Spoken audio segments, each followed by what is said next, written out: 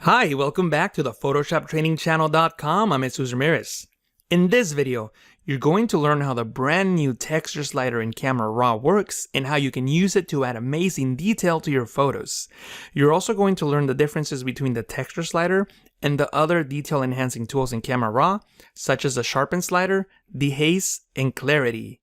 Also, before we start, I want to point out that all the information that you learned in this video could also be applied to Lightroom CC or Lightroom Classic. The tool works exactly the same way. Okay, let's get started. This is the image that we're going to work with today, but before we get started with it, we're going to start with a much simpler graphic to explain some of the technicalities of how each of the detail enhancing sliders work. So first, I'm going to go into Filter, Camera Raw Filter, and this is where you're going to find all those sliders, and they're right down here in the basic panel. You can see the Texture, Clarity, and Dehaze.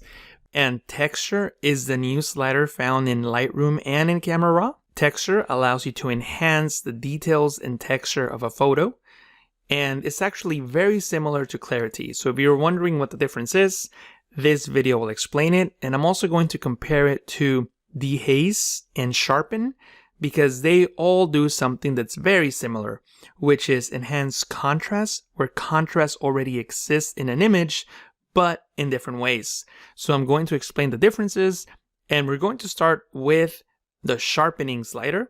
So I'm going to click on the detail panel, and from here you have access to all the sliders that control sharpening. You gotta realize, something that you have to realize is that Photoshop can actually add detail to the image. All you're doing is adding contrast and edges to create the illusion of detail.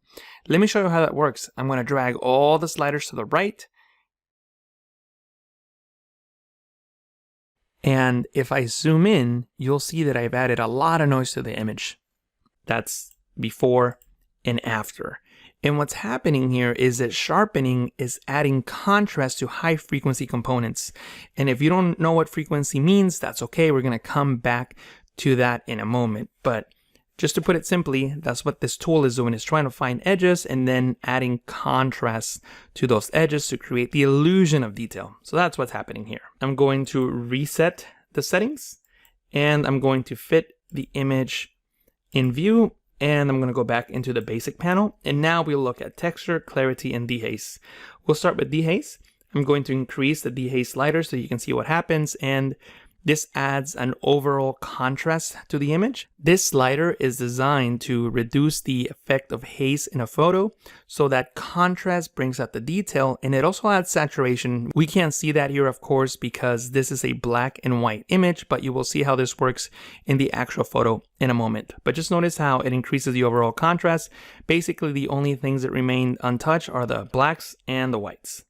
I'm going to double click on the Dehaze slider to reset it, and then I'll increase Clarity. Clarity adds contrast to the midtones. See that, how the contrast gets applied here in the midtones?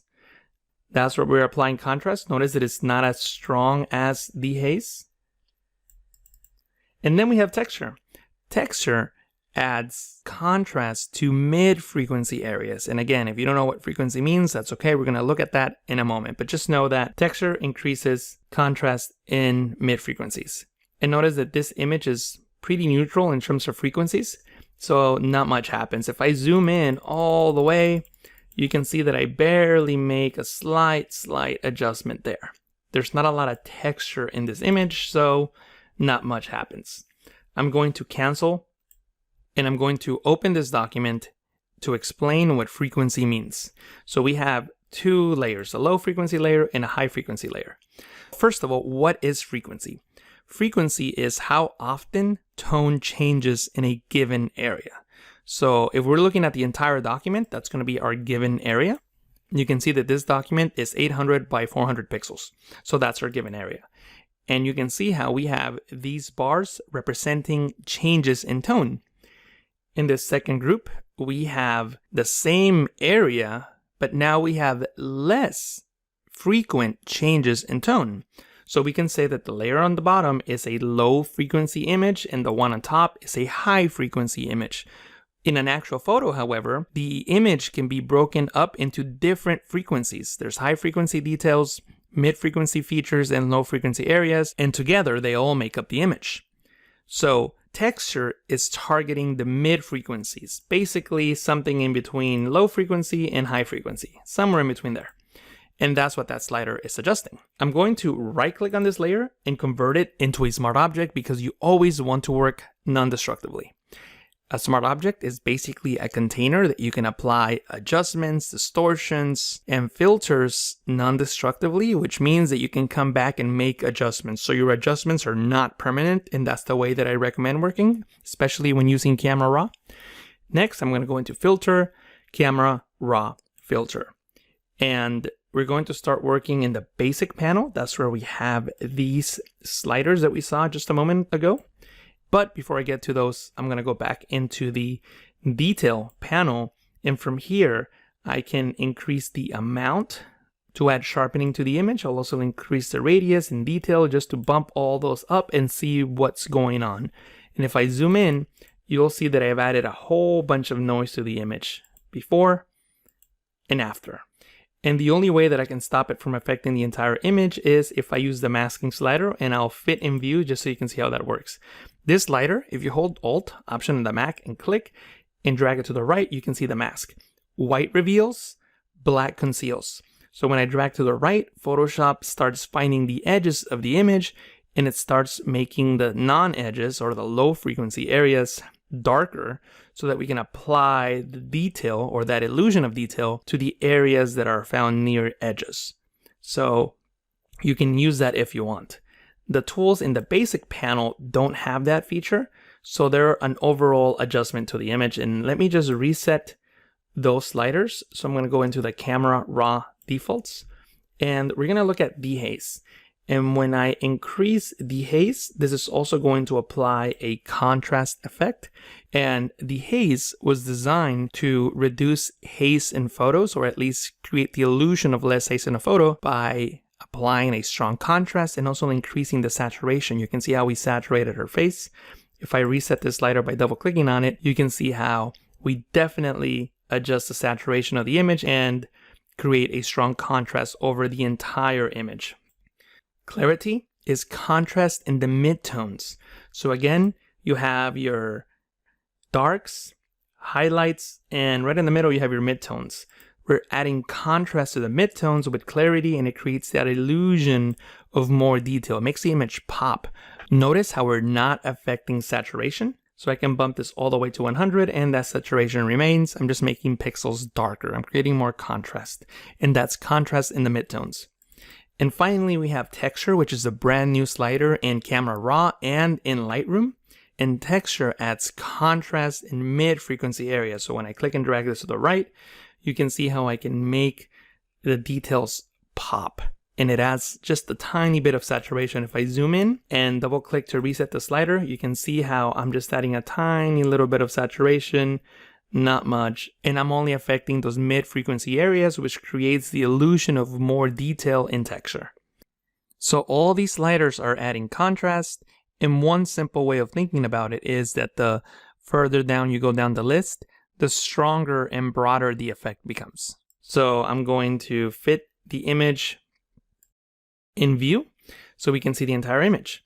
And the way that you would use this new slider texture is by obviously clicking and dragging to the right to add more texture to the entire image, or click and drag to the left to reduce the texture in the image. It's up to you how you're going to use this slider. It all depends on the image that you're working with and the effect that you're trying to apply. One thing that I would recommend doing is working with this feature using any of the local adjustment tools, either the radio filter, graduated filter, or the adjustment brush. So what you can do is select the adjustment brush, reset all the settings, and then paint over the areas that you want to add detail to. So for example, her hair. And just so that I can see where I'm painting, I'm going to click on the mask and I'm going to paint, and that's going to show me a red overlay. And I'm painting over her hair. And I'm not being very precise, and that's okay. This is just for the example. Obviously, in your image, you might want to adjust your local adjustment a little bit better. Make sure that you only get the areas that you intend to adjust, but for the purposes of saving time, it's not necessary to get a perfect mask for this tutorial. But anyway, I've selected her hair, and now I can disable the mask, and I can simply increase the texture, and you can see how I create the illusion of more texture and it looks great. Another thing that you can do is click on New to create a new adjustment and enable the mask, and I'm simply going to paint over her face, and we can do one of two things. We can either give her face more texture or smooth it a bit. So I'm painting over her face, and now I can disable the mask. Notice that the texture is still active at 58, which was my previous setting, and that's okay. So I can reduce the texture to soften her skin or increase it to add more detail to her skin. Obviously, these examples are very extreme. I would never go all the way to -100 or +100 on a portrait. In my opinion, it's usually better to stay with subtle effects when working with skin. So maybe something around -30 at most and +30. But of course, it all depends on the image that you're working with. So in some cases, you may need to go just a little bit further, but usually not all the way. And what I would recommend now is to open up a photo in Photoshop and just try this tool out. I think that it works great. I've gone back and edited some of my old photos and added just a little bit of texture, and it really makes a huge difference. I think it's a great addition, so I highly recommend you trying it out now. If you want to learn more about adding detail to your photos, then I highly recommend watching my crash course on sharpening. I'll place a link right below in the description so you can watch it if you want. And also, if you want to learn how Lightroom works, then I have a free course on Lightroom CC here on YouTube. I'm also going to place a link right below in the description. And if this is your first time at the Photoshop Training channel, then don't forget to click on that subscribe and notification buttons. Thank you so much for watching. I'll talk to you again in the next tutorial.